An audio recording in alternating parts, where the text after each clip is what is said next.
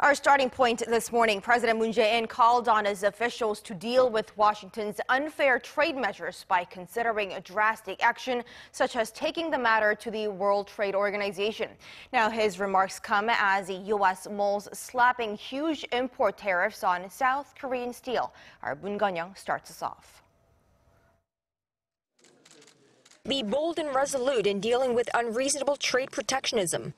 That's South Korean President Moon Jae-in in response to the U.S.'s plans to slap up to 50% import tariffs on washers and solar panels, and the Commerce Department's latest recommendation to President Trump to impose steep curbs on all steel imports from a number of countries.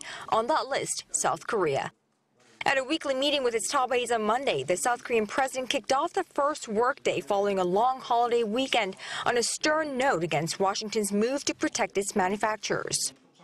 불합리한 보호무역조치에 대해서는 WTO 제소와 한미FTA 위반 여부 검토 등 당당하고 결연히 대응해 나가고 한미FTA 개정 협상을 통해서도 부당함을 적극 주장하기 바랍니다.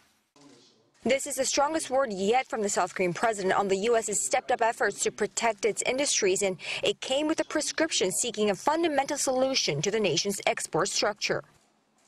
또한 우리 기업의 수출 경쟁력을 높일 수 있도록 혁신 성장을 더욱 속도감 있게 추진하는 한편 신북방 정책과 신남방 정책의 적극적인 추진을 통해 수출을 다변화하는 기회로 삼아 나가야 할 것입니다.